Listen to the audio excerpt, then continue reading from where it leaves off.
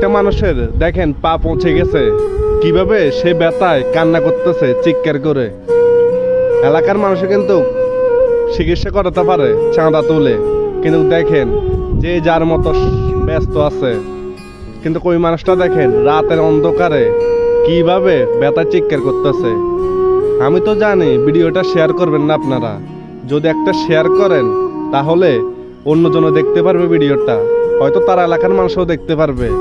একটু ভিডিওটা শেয়ার করে দিবেন যেন আরেকজনও দেখতে পারে ভিডিওটা।